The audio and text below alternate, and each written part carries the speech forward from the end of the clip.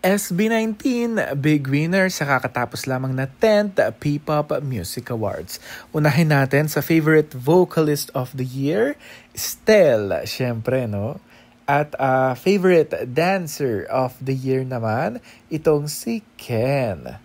Favorite rapper of the year, we have Josh Cullen. Diba? Individually. Favorite visual of the year, Justin De Dios. Grabe. Diba?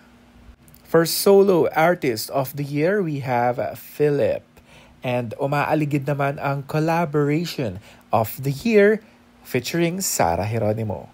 Simula at wakas naman ang concert of the year, habang ang dungka naman choreography in a live performance.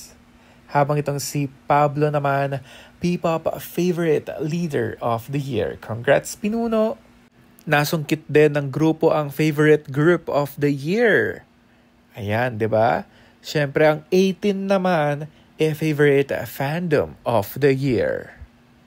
Habang ang DAM, Music Video of the Year.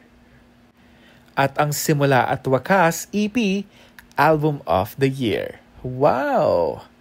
At ang Dungka naman, Song of the Year. Wow! Dung, diba? At ang Artist of the Year, SB19.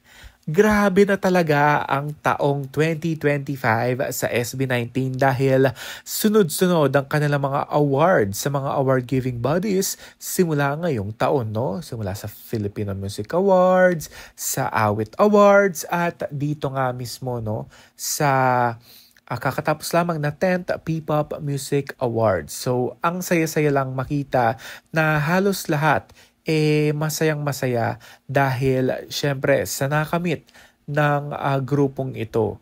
Dahil pinagmamalaki natin bilang Pilipino at isa yon sa mga ginagawa nilang layunin para mas maging globally ang kultura at talentong Pinoy.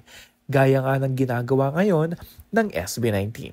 Congrats SB19 at sa mga 18 out there, congrats sa ating lahat.